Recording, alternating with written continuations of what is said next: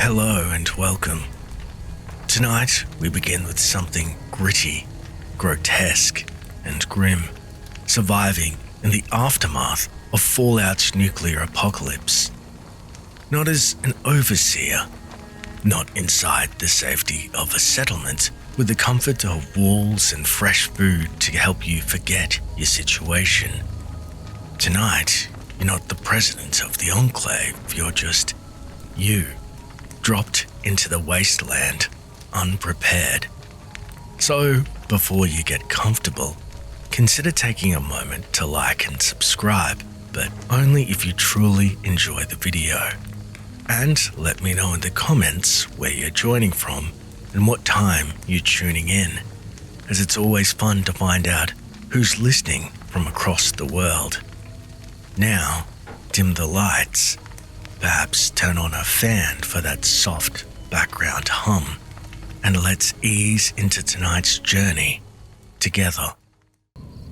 Section 1. Waking in the Wasteland.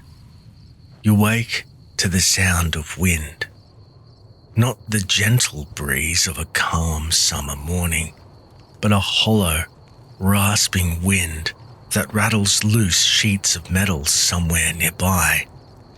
It carries with it the faint scent of ash, old and dry, the kind that lingers in the air for decades. The ground beneath you is uneven, littered with tiny shards of glass and rusted bolts. A crumbling wall leans overhead, its shadow stretching long across the dust.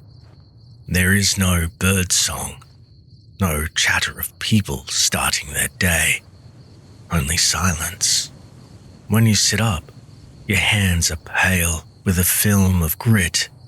Your throat aches. You can't remember the last time you drank clean water. Somewhere far off, a shape moves.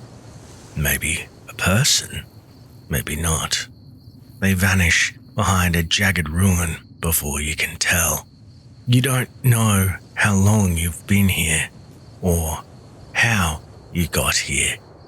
The world you've woken into is old. 2 centuries ago, a war turned cities into molten glass and forests into wastelands. You never saw it happen. You only heard fragments in stories whispered by scavengers huddled around barrel fires, scrawled as warnings in faded paint on crumbling walls.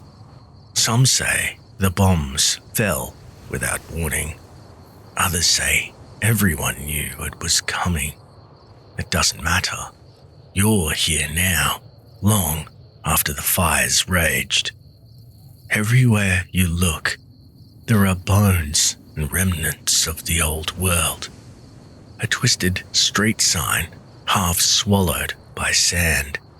The outline of a car melted into the pavement. A child's toy, bleached by the sun. The horizon is jagged, collapsed towers leaning like rotten teeth. Heat shimmers over the cracked asphalt, but the sun itself feels dull, filtered through a haze that never lifts. You stand, your legs ache, the wind bites at your exposed skin, tugging at the edges of your clothes. The air is dry enough to sting your nose. Somewhere nearby, something creaks and you worry. You are not alone. Section 2. Radiation and environmental hazards. Before you can wearily search for the source of the disturbance, a flurry of input blares alarms from the depths of your mind, as a more immediate danger must be faced. You learn quickly that in the wasteland, the air and earth themselves can kill you. Some places look harmless, a patch of ground scattered with broken bottles. the inside of an old house, a low-lying ditch filled with rainwater. But your skin prickles when you get too close. Your head begins to pound, and sometimes your stomach turns before you even understand why. That's radiation. It's everywhere, in degrees that change from street to street. In the old world, people had machines and sensors to measure it readily. Now, most survivors rely on instinct, scars, and stories of those who didn't come back. They speak of hot zones in hushed tones, places where the Geiger counter screams, and where even standing for a minute will leave you dizzy and pale, or worse. You pass a skeleton once, slumped against the side of a ruined bus. Its bones are discolored, flaking apart at the touch. The earth beneath it glows faintly green in the right light. No one in their right mind would dig there. The air isn't much safer. Dust storms sweep across the plains, carrying with them fine particles of the old world. The burned remains of cities and the people who lived in them. When the wind rises and the sky turns the color of rust, you find shelter fast. Breathing that air for long leaves your lungs raw. Do it often enough, and you won't wake up. Some say there are storms worse than dust. Rad storms, they call them. You can feel them before they arrive. The hair on your arms stands on end. The sky darkens in strange patterns, and a low hum vibrates through the ground. The light changes, sickly and green, and every living thing vanishes from sight. Those caught in the open during a rad storm often don't survive the week. Their skin blistered and their eyes clouded. Water too can be poison. Puddles in craters, trickling streams through shattered neighborhoods. All of it hides invisible death. Some scavengers drink anyway, gambling with their lives, because thirst comes faster than sickness. Others carry old-world filters or iodine tablets, but these are rare and often traded for a fortune. The land itself seems twisted. Pavement buckles in impossible curves, as if something beneath the surface tried to push through. Some buildings lean at odd angles. The ground they were built on warped from heat so intense it fused stone to metal. You'll find glassy plains where sand was melted into smooth green sheets, beautiful but sharp enough to slice a boot to ribbons. There are places where life clings on, but not as it was. Flowers with bright, impossible colors. Trees that lean and spiral, their bark blackened yet somehow still growing. And creatures changed. You might hear them before you see them. Heavy, irregular footsteps that suggest too many legs, or the sound of wings that beat far slower than they should. And then there's the quiet glow. You'll see it at night. Faint green pools in the distance. Light shimmering like heat haze. Beautiful in the same way a snake's eyes are beautiful just before it strikes. In the Wasteland, survival isn't just about avoiding bullets or teeth.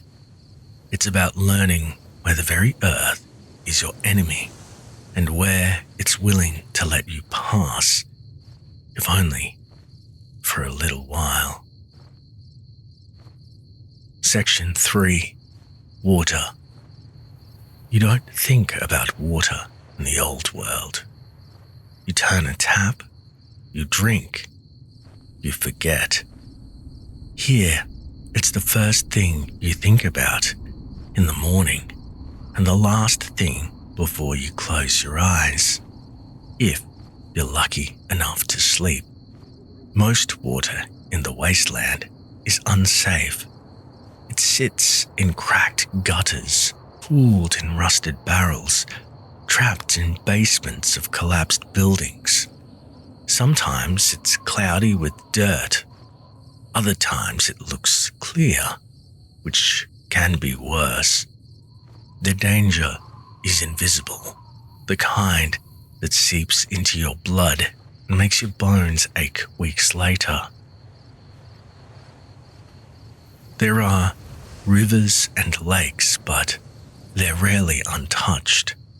Centuries of rain have carried fallout down from the ruins into the lowlands, turning still water into silent death.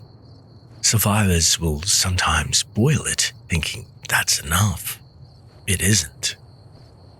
Radiation doesn't care about fire.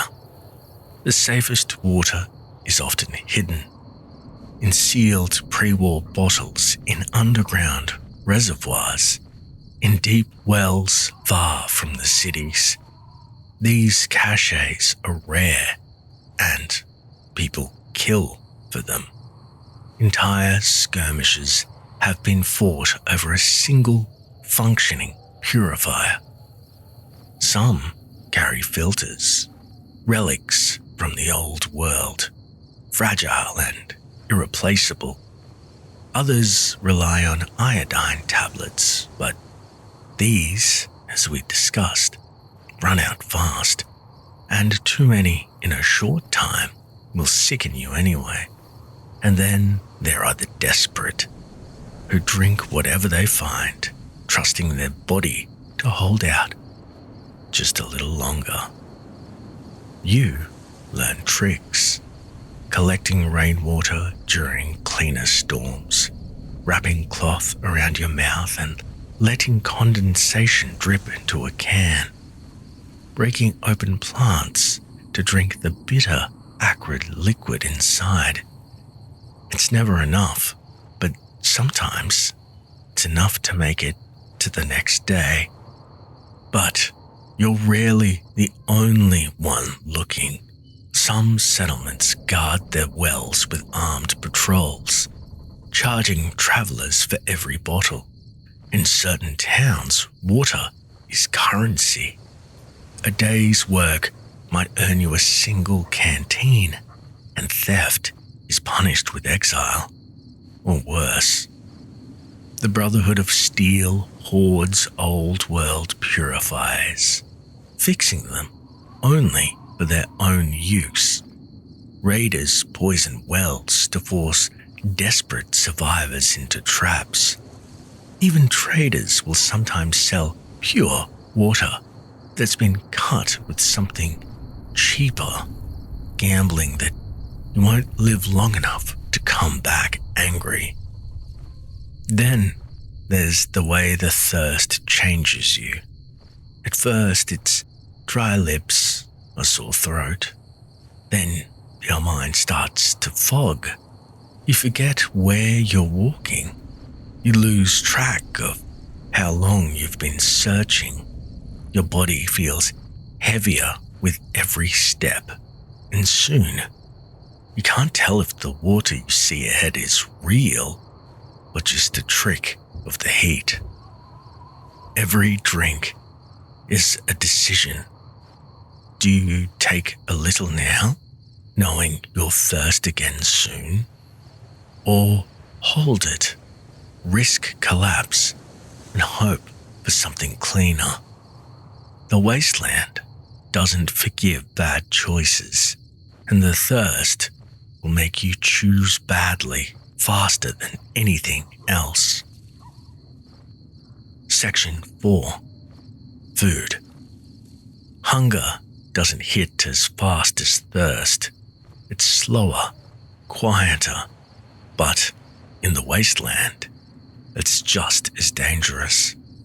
Out here, food isn't something you plan 3 times a day. It's something you stumble on, fight for, or steal. Some days you find more than you can carry. Other days, go to sleep with your stomach cramping and your hands shaking from the emptiness. The old world left plenty behind, but most of it's poison now. Fields where crops once grew are blackened and lifeless. Orchids are twisted, their fruit swollen and split, leaking sour-smelling juice.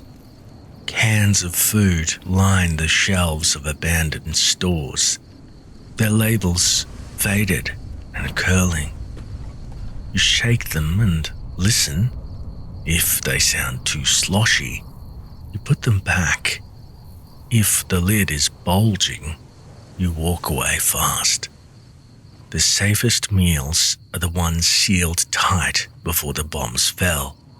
Pre-war canned goods, vacuum-packed meals, and army rations can keep you alive for years past their intended shelf life, but they're rare and they're worth killing over.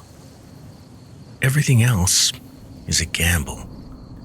There's meat, if you can call it that.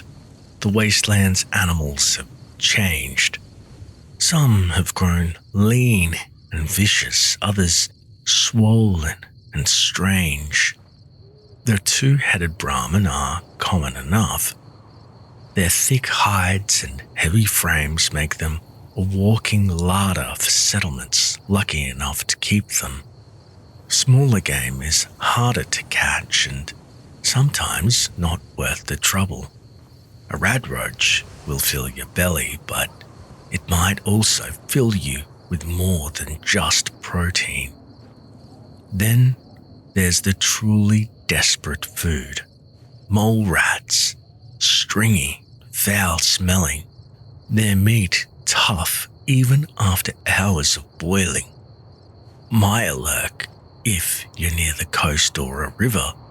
Armored, dangerous, but edible if you can get past the claws.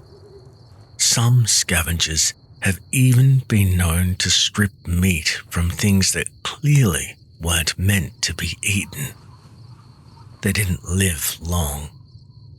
Plants are no safer. Mutated fungi sprout in the damp corners of ruins, glowing faintly in the dark. Some will keep you alive.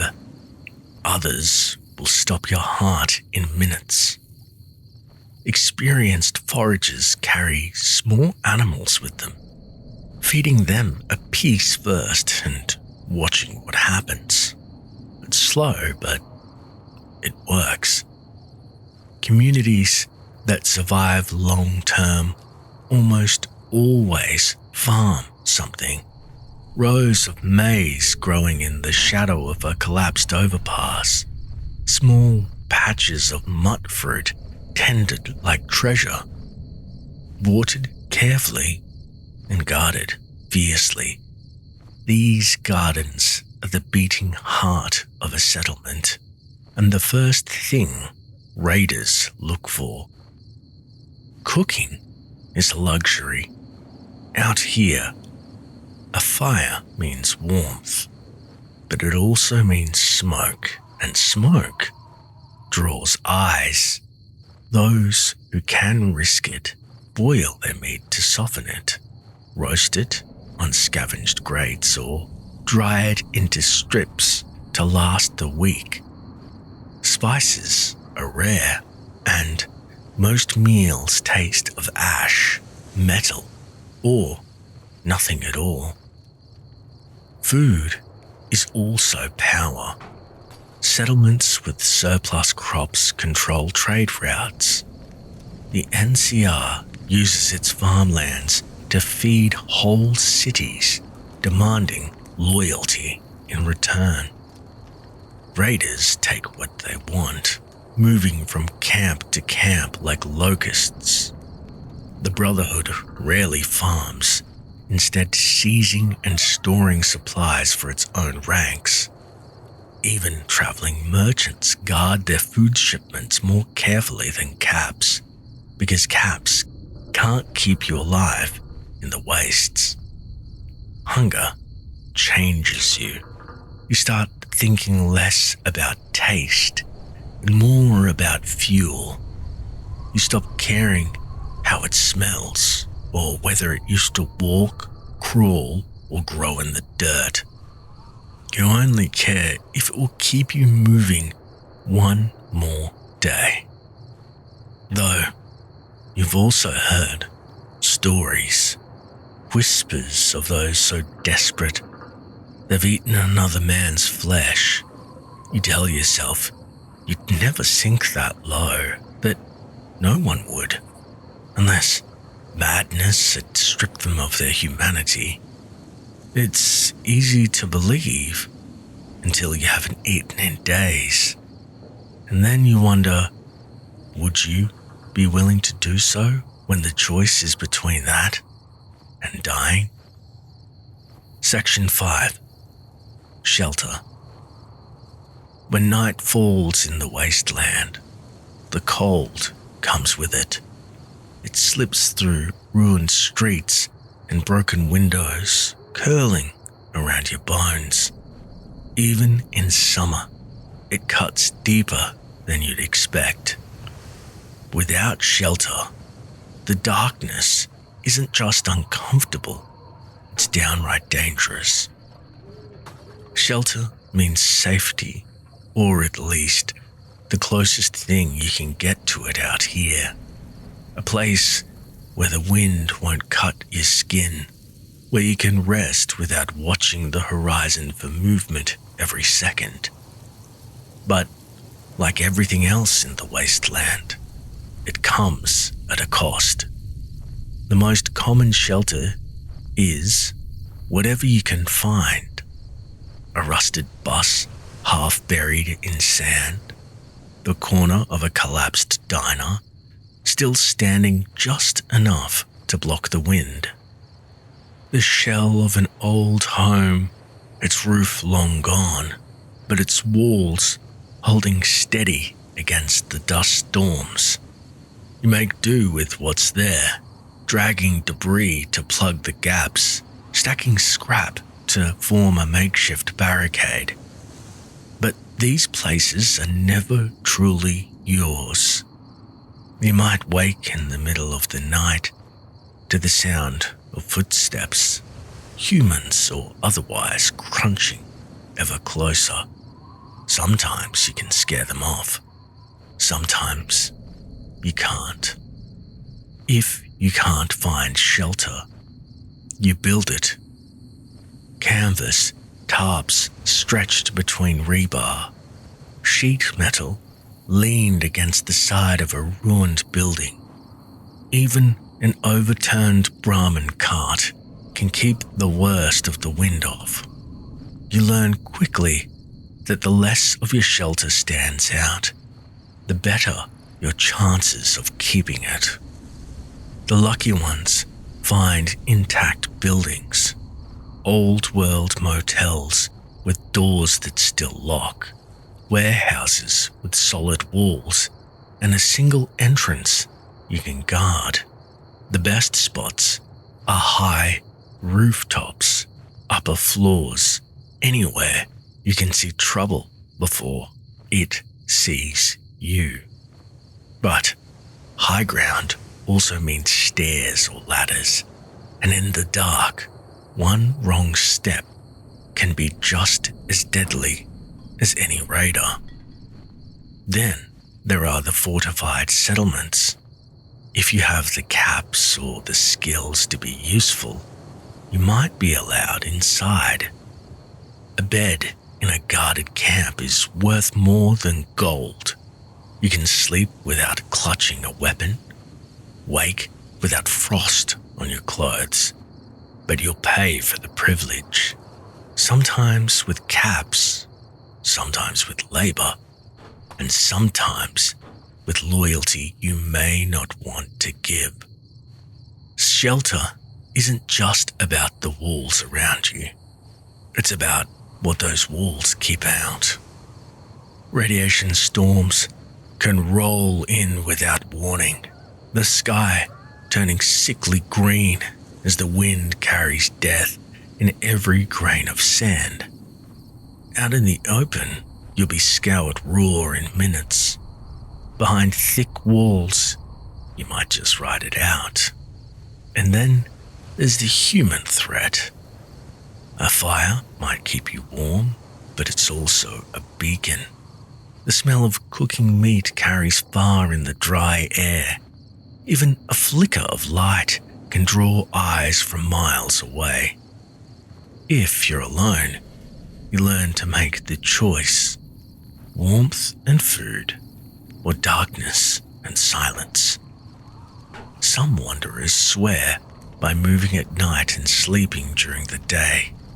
It keeps them out of sight, but it also means sleeping when the world is loud. When scavengers pick over ruins, when traders make their rounds, and when the safest places are already claimed. You wake more often, you move more slowly, and you start to forget what the sun looks like. And then there's the part no one likes to admit. Sometimes you're the intruder. Sometimes the safest place is already occupied and you have to decide if you'll ask for shelter or simply take it. Shelter keeps you alive, but it never makes you safe. Even behind steel doors with a lock and a barricade, you'll find yourself listening for scratching at the walls, for footsteps on the floor above you, for the sound of something breathing in the dark.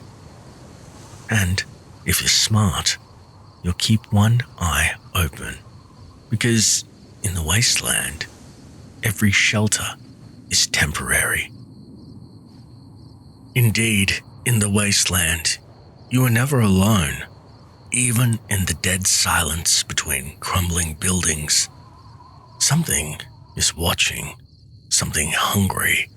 Some threats have teeth, some have guns, and some just have the will to take what's yours. The bombs didn't just shatter cities. They stripped the thin layer of civility that held people together. Raiders are the most obvious survivors of this collapse. Packs of killers and thieves, living off whatever they can take by force. Some are chaotic and wild, striking without thought. Others operate like war bands with leaders, territories, and brutal codes. To them, your fear is as valuable as your food. Some will make you beg before they kill you. Others don't bother with the killing part right away. Not all predators call themselves raiders. Slaver gangs prowl the open roads, trading in flesh. Cannibal tribes roam the ruins, their rituals built on the bones of the desperate. Even organized factions, mercenary companies, rogue brotherhood units, remnants of the Enclave can turn into predators when supplies run thin. Radiation, it seems, is a sculptor with no conscience. It molds what it touches into something new, something unrecognizable. Supermutants are the most infamous, towering, relentless, and almost impossible to kill without heavy firepower. They feel no hunger, no fatigue, just an endless drive to dominate and destroy. But not all mutations are so large or so obvious. The Wasteland teems with smaller horrors, mole rats whose hides can deflect bullets, radroaches the size of dogs, and bloatflies They can pump you full of venom before you can even register the sting. Some mutations creep in quietly. A child born with webbed fingers, a scavenger whose skin slowly hardens into something more like bark than flesh. Others erupt violently, transforming a man overnight into something that no longer remembers his own name. Long before the bombs, nature knew how to hunt. Now it hunts with teeth twice as long and instincts sharpened by starvation. Death claws stalk the wastelands like apex predators from a forgotten age, reptilian titans that kill with terrifying precision. Even the fiercest raider gangs go silent when one is near. Yao Guai, mutated bears with muscle stacked on muscle, can tear through walls. Rad scorpions move under the earth, unseen until their stinger is already descending. And there are the swarms, cloud-thick masses of blood bugs, bloat flies, and stingwings that can strip the life from a man in seconds. You don't fight them, you run. And even then, you may not run fast enough. It's not just the danger, it's the intensity and savagery with which it hunts you. An unending deluge of death and decay. Entropy personified, enraged and maddened by the stubborn remnants of life that dares to cling to the wasteland's cracked bosom when they should have been scraped away long ago, bottled and left in a jar for all to glare at mockingly. Fear in the wasteland changes over time.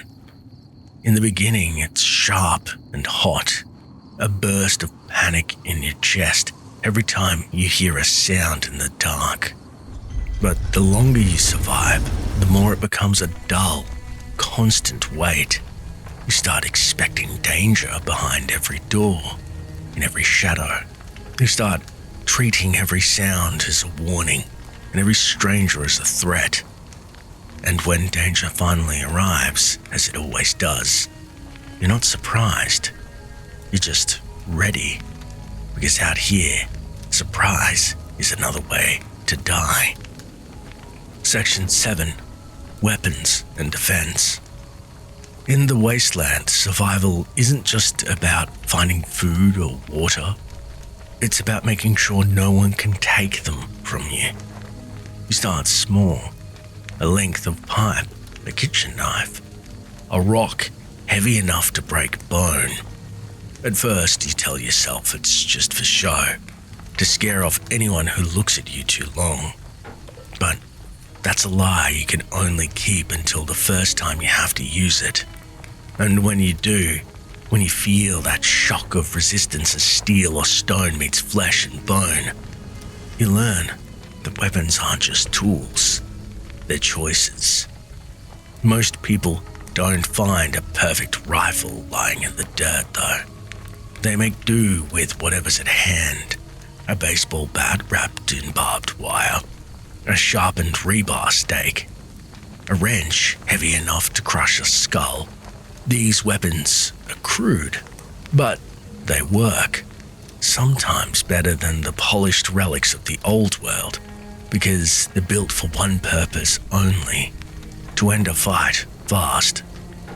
If you're lucky, you'll find a firearm. If you're unlucky, you'll find one without ammunition. In the wasteland, bullets are currency, and firing your gun is like throwing money into the wind. You learn quickly that every shot has to matter, that sometimes the smartest thing to do is not pull the trigger. Different weapons serve different purposes. A shotgun can stop a charging Yao Guai at close range. A sniper rifle can drop a raider before they even know you're there. But every weapon has a weakness. Too loud, too heavy, too slow, and you start to see them less as solutions and more as trades. There's a comfort in melee weapons, They don't jam. They don't run dry. They can be used again and again without worrying about your ammo count. But to use one, you have to get close enough to smell the breath of whatever you're fighting. Ranged weapons give you distance, but distance doesn't always mean safety. A missed shot can draw more trouble than you started with. Defense is more than just a weapon in your hand. A piece of reinforced leather, a scavenged combat helmet, even a dented trash can lid strapped to your arm. They all give you a chance to survive the next hit, but armor is heavy, and in the heat it can slow you down. Some choose speed over protection. Others become walking fortresses, betting that they can take whatever the Wasteland throws at them. Sometimes, the best defense isn't your body at all. It's in the walls you put between yourself and danger. A pile of sandbags, a locked steel door, a tangle of barbed wire. In the right place, these can be the difference between living and dying. Weapons aren't just physical. The sight of a bloodstained machete, the glint of a scoped rifle, the way you hold yourself when you're armed. All of it can decide a fight before it starts. Sometimes the goal isn't to kill. It's to make the other person decide they don't want to risk finding out if you can. The more you carry, though, the slower you are. A belt heavy with bullets, a pack full of blades. It feels powerful, but it makes you a target, and it drains your energy faster than hunger or thirst. You start to think in terms of weight versus worth. Do you carry the rifle that can kill at 100 paces, or the food that will keep you alive long enough to take the shot? No matter the weapon, the first time you take a life changes you. Some people break, some feel nothing at all, and some feel a spark of something they can't name, something that scares them more than the kill itself. Out here, defense isn't clean. You don't get to fight without blood on your hands. Weapons and defense are the closest thing to insurance that the Wasteland offers. They don't guarantee survival, they just make it more likely. And if you're smart, you'll learn that the real weapon isn't the gun, the blade, or the armor. It's the will to keep going when you have every reason to stop. Section 8. Clothing and protection from the elements. In the Wasteland, the sun can kill you just as easily as a bullet. The heat by day is sharp and merciless, burning your skin until it blisters, cracking your lips until they bleed. And when the sun goes down, the cold moves in. Not the soft chill of a pre-war winter, but a cutting, bone-deep cold that feels like it's trying to carve you open from the inside. Clothing isn't fashion anymore. It's survival. Out here, what you wear has to work in both extremes. Layers are your only real weapon against the sudden shifts. A light, breathable shirt under a heavier coat, something you can peel off in the heat and pile back on when the night hits. Scarves, gloves, and hats become more than accessories. They're barriers against sunburn, frostbite, and the eyes of those who might be watching. Leather is common, tough, resistant to tearing, and able to take a beating. Cloth is lighter, easier to replace, and in some cases, easier to clean, but nothing lasts forever. Sweat rots fabric, sun bleaches color, and before long you find yourself wearing clothes patched so many times they're more stitch than fabric. Some scavengers swear by pre-war synthetic gear, raincoats, military fatigues, survival jackets, but these are rare, and when you do find them, they're often falling apart at the seams. Your boots might be the most important thing you own. A bad pair can turn a short trip into a death sentence. Blisters, cuts, and infected wounds will stop you faster than any bullet. Good boots are worth more than a bag of crisps, and when you find a pair that fits, you guard them like treasure. Rain doesn't come often, but when it does, it's rarely clean. Acid rain eats through fabric, strips paint from metal, and leaves burns on exposed skin. Those who've lived through enough storms learn to coat their gear in oil or wax, anything to keep the water from soaking through. In dust storms, it's a different battle, covering your mouth and eyes, making sure you can still breathe and see when the world turns into a wall of grit and wind. The elements aren't just heat, cold, and rain. They're invisible too. Radiation doesn't burn you the way fire does. It seeps in, silent, until you feel your stomach twist or your vision blur. Some scavengers wear lead-lined vests or patch together scraps of hazmat suits, hoping it's enough. Others carry masks, not just for dust, but for the poisoned air that clings to certain ruins and old industrial sites. Sometimes, protection is about not being seen at all. Dark, dusty colors blend better into the broken streets and crumbling concrete. Pale tones work in the desert. Some cover their faces not to hide from the sun, but to hide from people.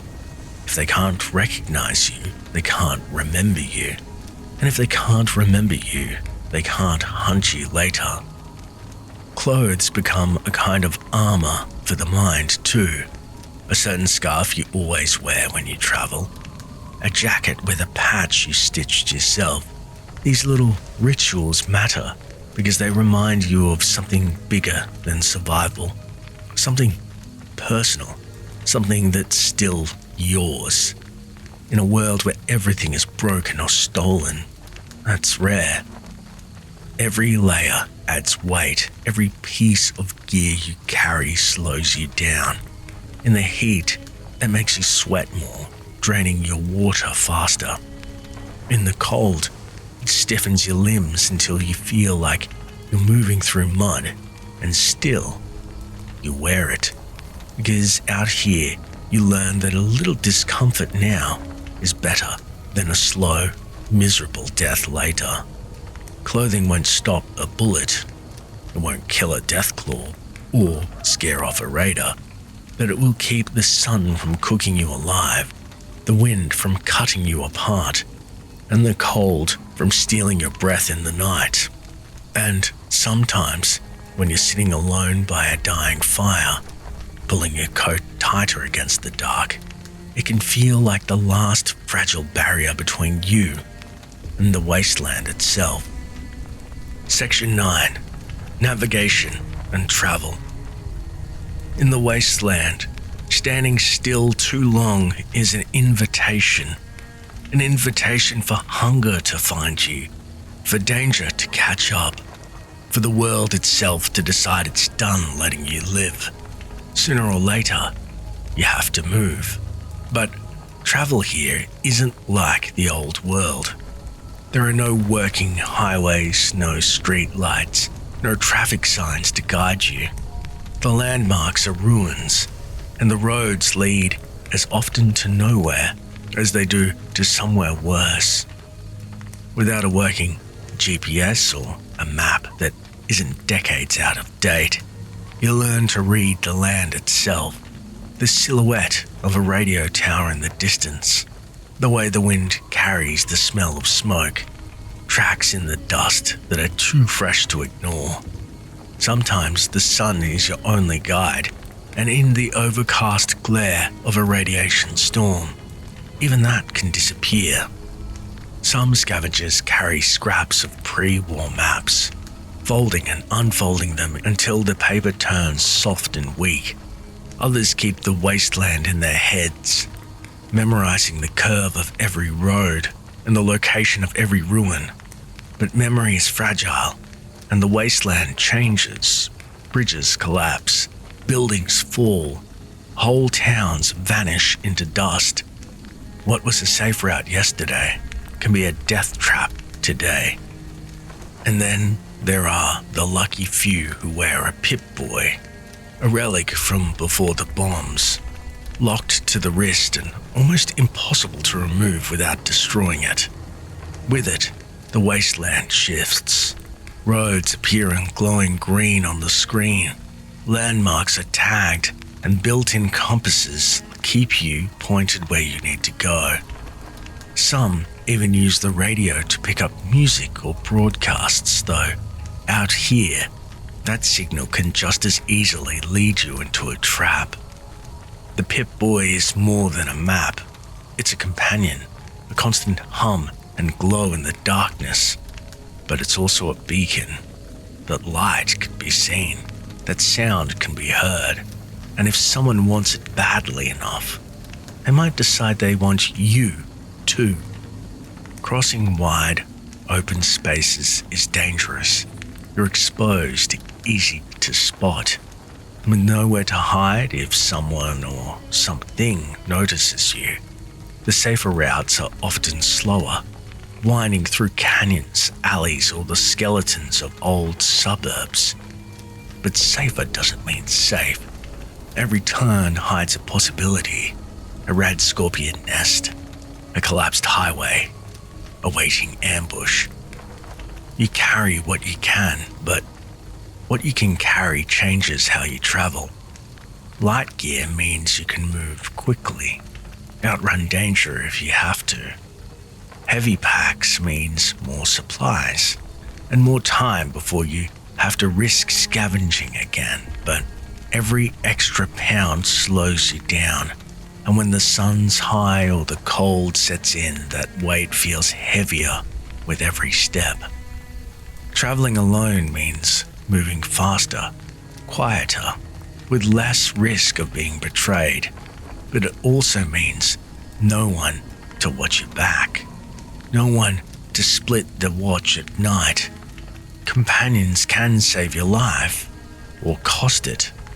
Out here, you have to choose carefully who you walk beside. Some choose to travel in daylight, using the sun to navigate and rely on visibility to spot danger before it spots them. Others walk by night, letting the darkness hide their movements. But night travel brings its own hazards.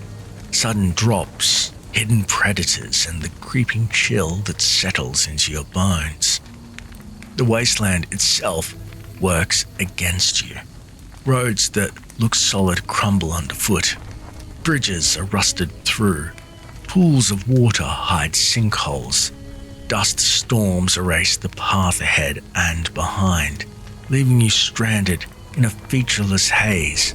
And when the water turns fast, giving you minutes, sometimes seconds to find cover.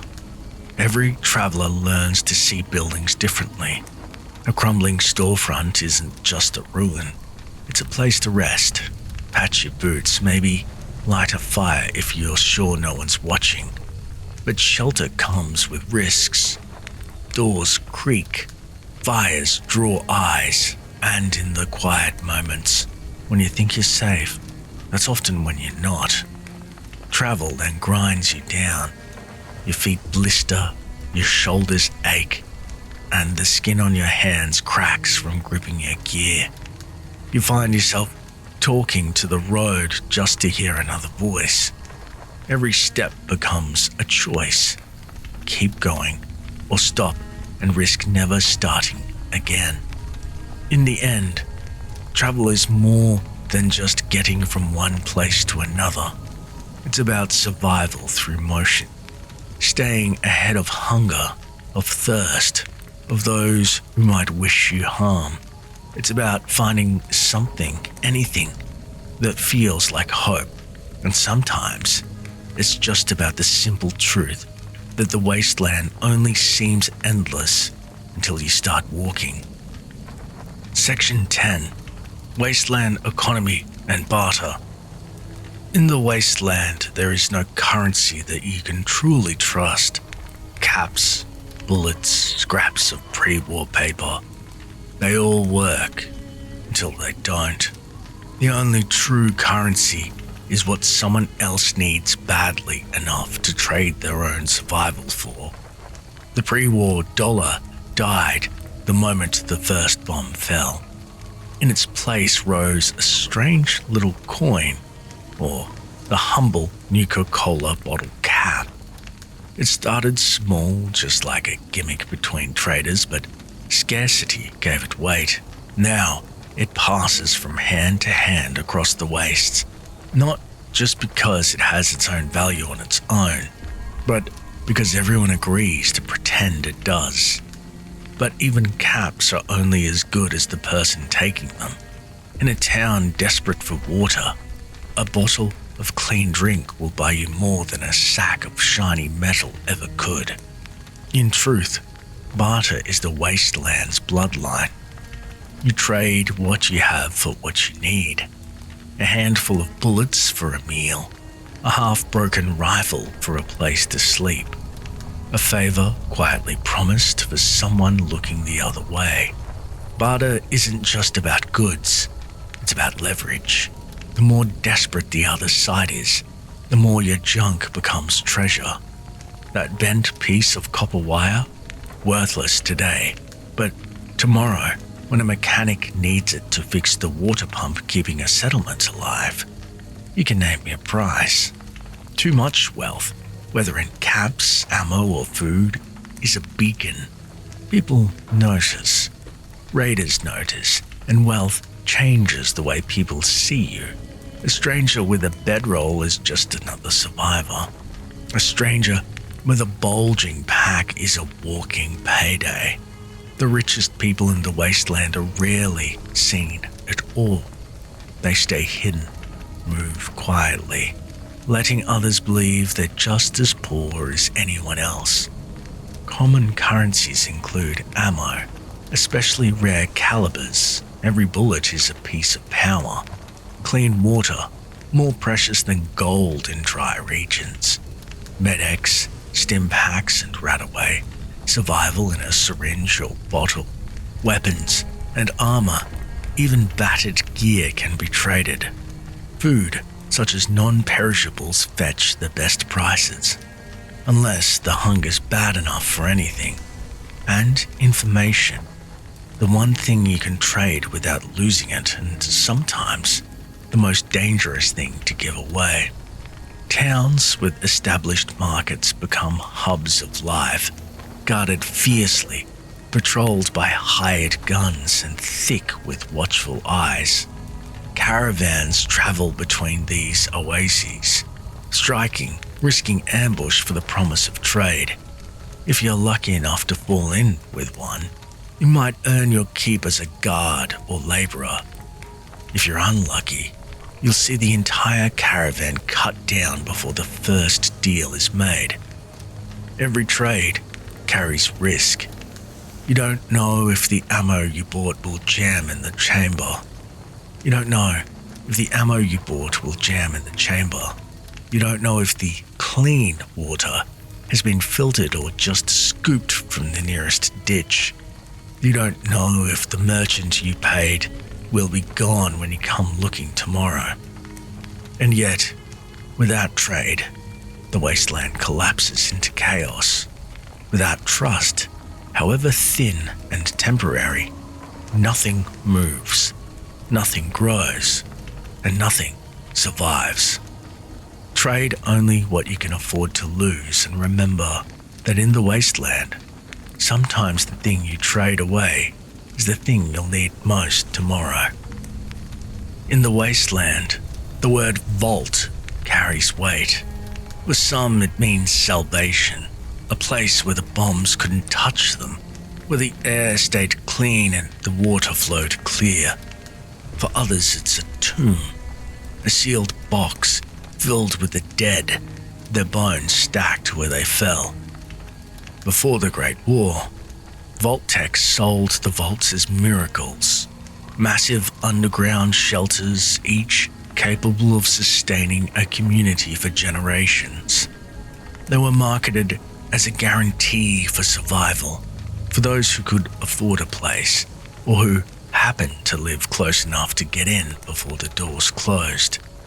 To the outside world, they were bunkers.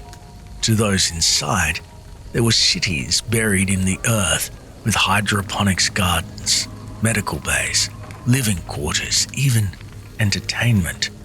At least, that was the image printed on the brochures. The truth was far darker. Most vaults weren't built just to protect people. They were built to study them.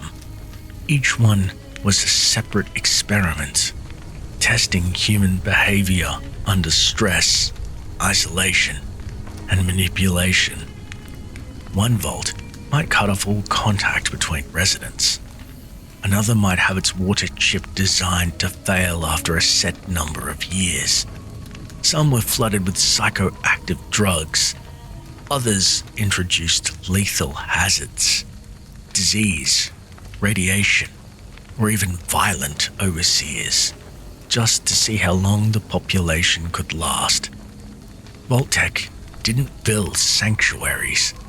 They built laboratories. Daily life in a vault could range from the ordinary to the absurd. Some communities thrived for decades, growing crops and raising families in clean, climate-controlled comfort. Others descended into chaos within months, their residents turning on each other under the strain of the experiment. Order was maintained by the overseer, part administrator, part warden, who followed a sealed directive from Vault-Tec that often put the experiment above the lives of the people inside. For many, the moment the vault door opened was the moment their world ended. Some emerged into a wasteland they didn't understand, their lungs choking on radioactive dust. Others found themselves attacked within hours. Raiders, mutated wildlife, or simply the harsh sun and endless hunger. A lucky few made contact with other settlements, trading their clean water and advanced tools for food, protection, or information. But just as often, the vault became a target, its wealth and resources too tempting for outsiders to ignore. Those who survived long enough to leave their vault behind carry its mark. The blue and yellow jumpsuit is instantly recognizable, and in some places it earns you respect or fear. To others, it marks you as prey, someone soft, untested, and worth robbing before the wasteland hardens you. Some vault dwellers keep their jumpsuits. Others trade them away for gear that blends in better with the dust and dirt. But all carry the same burden, the knowledge that the place they thought would keep them safe was never truly meant to. Even ruined or abandoned vaults still hold value. But vaults are dangerous to explore. Doors jam, lights fail, and sometimes the experiment never really ended. Section 12. Medicine and Health. Out here, you don't heal. Not really. You mend. You patch. You drag yourself far enough from danger to get your breath back, and you pray whatever wound you've taken doesn't rot before it closes. In the Wasteland, medicine isn't a right. It's a privilege. A single stim pack can mean the difference between walking away from a gunfight and bleeding out in the dirt. But stim packs are rare, and they don't grow on trees. You find them in locked first aid boxes, buried in pre-war clinics, or on the belts of those who don't need them anymore. Sometimes they're fresh, more often they're old, their fluid darkened and their effects dulled. Radaway, the bitter orange lifeline for radiation poisoning, is even harder to find. In settlements without clean water, it's worth more than gold. And in the deep wastes where Rad hangs in the air like a curse, it's more than your life. Not all medicine heals. Some speeds you up, sharpens your aim, numbs the pain. Med-X, Jet, Buff Out. These chems can save your life in a fight, but they'll take a piece of you while they're at it. Addiction is a silent predator in the Wasteland. One hit to keep you standing in a battle becomes 2, then 3 until you can't remember what it feels like to be sober. And the worst part? The Wasteland doesn't care. A raider with a knife won't give you time to detox. Injury is only the start of your problems. Every cut is a door for infection. And out here, there's no sterile hospital waiting for you. Dirty water carries sickness. Poor shelter brings lung rot. Even the meat you eat might carry something you can't see until it's too late. And if the infection sets in deep, unless you find a doctor and you can afford one, you're finished. If you're lucky, you'll find someone with real skill.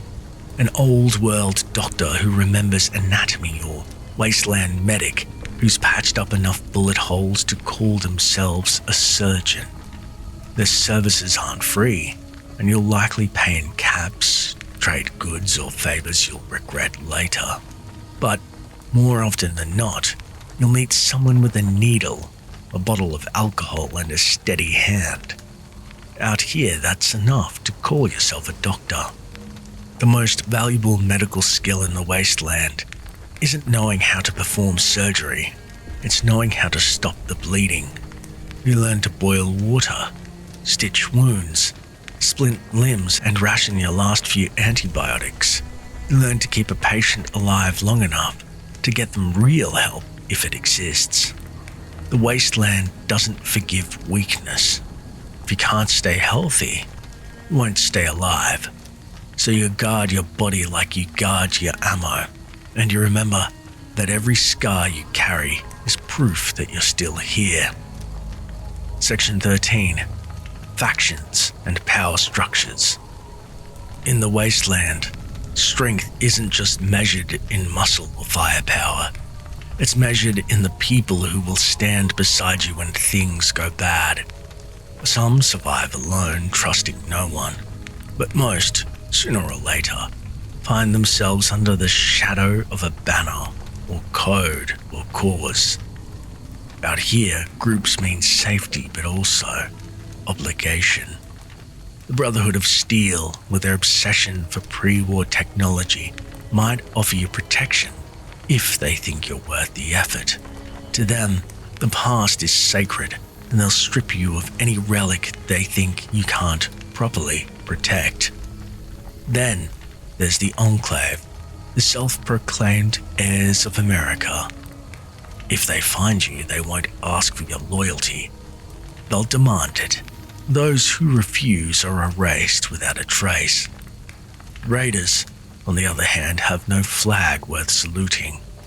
They take what they want, burn what they can't carry, and kill for amusement as much as necessity. Settlements often form their own militias, small bands of defenders who know every inch of their territory and will spill blood to keep strangers out. Merchant caravans are another kind of faction, nomadic lifelines connecting far-off communities, armed not just with trade goods, but with guards who can drop a man before he finishes drawing his weapon. Choosing a faction is like choosing a path through a minefield. Aligning yourself with one group can mean gaining powerful allies, but also making dangerous enemies. The Wasteland has a long memory and word travels fast, sometimes faster than you can walk. Even neutrality is a choice, though. It's a fragile one. Eventually, someone will force you to take a side. Power here isn't about elections or laws. It's about who has guns, who controls the food, and who can enforce their will when the weak can't fight back.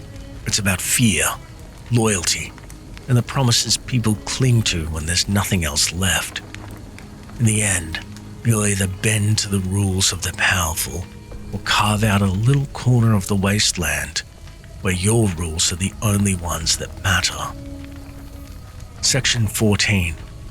Settlements and community life. If factions are the teeth of the wasteland, settlements are its bones, the pieces of structure still holding the world together. A settlement can be anything from a few shacks built around a working well to a sprawling city walled off with scrap metal and guarded by gun towers. The size doesn't matter as much as the fact that it endures. For most survivors, the dream is simple: a bed that isn't crawling with rat roaches, walls to keep out the wind, and neighbors who might actually watch your back. That even in the most welcoming town, trust comes slowly. Outsiders are questioned, sometimes searched, and always watched. A single bad incident, a stolen ration, a fight in the street can get you thrown out, or worse. Life in a settlement isn't easy. Everyone works because everyone's survival depends on it. Some farm mutated crops, hoping they'll yield enough to feed the population. Others hunt, fish, or scavenge. Traders keep the lifeblood of the economy flowing, while guards keep trouble from spilling in. Entertainment is rare but treasured. A guitar by a campfire, an old holotape of pre-war music, a storyteller spinning tales in the market square. These small luxuries remind people they're more than just survivors. Every settlement has its own code, written or unwritten. Some are strict, curfews, weapon checks, and taxes on every trade. Others are loose, letting people handle disputes with their own fists, so long as no one important gets hurt. Breaking the rules can mean exile, and exile in the wasteland is a slow death. Walls give comfort, but they don't make you invincible. Raiders can breach them, disease can spread behind them, and famine can hollow a settlement from the inside until its people turn on each other. Some places have lasted decades, others vanish overnight, the only sign they ever existed being the burnt-out frames of their homes and the silence where voices once were. Still, for many, the risk is worth it. In a world where everything wants you dead, even the smallest taste of community can be enough to keep you going one more day. Section 15. Culture, morale, and daily life. The wasteland will break you if you let it. It's not just the hunger, the thirst, or the danger. It's the slow grind of hopelessness. Day after day of grey skies, cracked earth, and the knowledge that the world you knew is gone. Some fight to rebuild it. Others learn to live in what's left. Culture in the wasteland doesn't come from books or classrooms. It comes from voices, traders swapping tales around a campfire, elders passing down half-remembered histories, parents telling bedtime stories about a world their children have never seen. Over time, truth and myth blur. Heroes become larger than life. Villains become monsters in the dark. And sometimes, a story can save your life by warning you where not to go. Some people cling to relics of the old world. A photograph, a pre-war coin, tattered flag. These objects become more than things, they're anchors to a time when the world felt safe. For others, the past is a burden. They burn it, bury it, refuse to speak of it. Out here, nostalgia can be as dangerous as radiation because it keeps you looking backwards when you need to keep moving forward. Morale is fragile. It can be rebuilt by something as simple as a good meal, a warm fire, or a song played on a handmade instrument. It can also shatter in an instant. A failed harvest, a friend lost to raiders, a rumor that the settlement down the road has fallen. People will learn to hold joy tightly because they never know how long it will last. Without the structure of the old world, people make their own. Settlements hold markets on certain days. Tribes and clans mark the seasons with festivals or hunts. Even the smallest community might have a way of celebrating births, mourning the death, or marking the day bombs fell. These rituals give the wasteland rhythm. They make the chaos feel just a little less chaotic. In the end, culture and morale aren't luxuries, they're survival tools. They remind you that life is more than scavenging and fighting. They give you a reason to get up in the morning, to keep walking, to keep trying, because without those reasons, the wasteland will take the rest of you long before it takes your body. Section 16. History and Myths of the Wasteland. Out here, history is a puzzle mixing most of its pieces. The bombs fell over 2 centuries ago, and with them fell the certainty of records, facts, and truth. What's left is scattered, a mix of preserved documents, eyewitness accounts passed through generations, and wild stories that might be lies or might be warnings.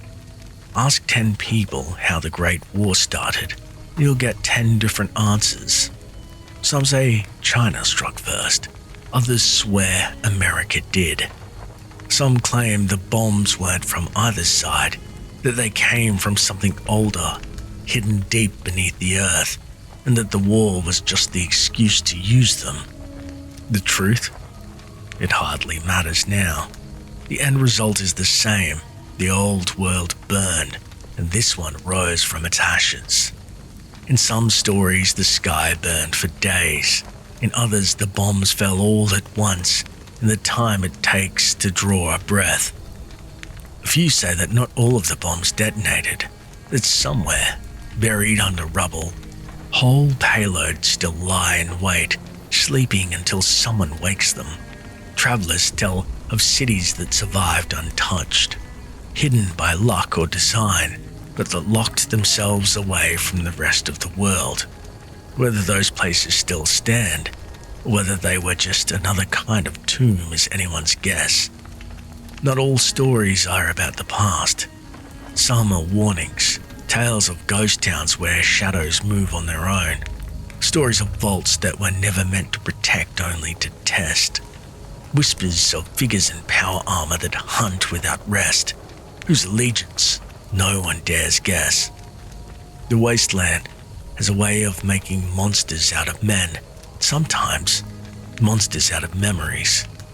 For all their uncertainty, myths and history shape the wasteland. They influence who people trust, where they travel, and what they'll risk. A story about a cursed road can keep travelers away for decades. A legend about a vault full of food can send desperate men to their deaths. Truth is valuable, but in the wasteland, belief is power, and those who control the story often control the people who believe it. In the end, history here isn't about what happened, it's about what survives in scraps of paper, in fading holotapes, and in the stories people keep telling long after the facts have been lost. Section 17. Closing reflection. And so the sun sinks behind the jagged horizon, throwing long shadows across the ruined earth. You've walked through radiation-soaked valleys, felt hunger gnaw at your insides, and seen what desperation can drive people to do. You found shelter, traded for scraps, kept watch through the night while predators prowled just beyond the firelight. You've seen the Wasteland's cruelty and its rare, fragile kindness, the guarded smile of a trader who decided to trust you, the laughter shared over a meager meal, the quiet moment of safety behind walls you know won't last forever. In the end, survival isn't just about food, water, and shelter. It's about holding on to something human in a place that would strip that away. It's the stories, the songs, the rituals, the small acts of hope that remind you why you keep walking. Somewhere out there, the road still stretches on, winding through dust and danger, through places where the past clings and places where it's been buried. Maybe tomorrow you'll find a safer home. Maybe you won't. But tonight, you've made it through another day. Rest now. The Wasteland will still be here when you wake, and I'll be here next time.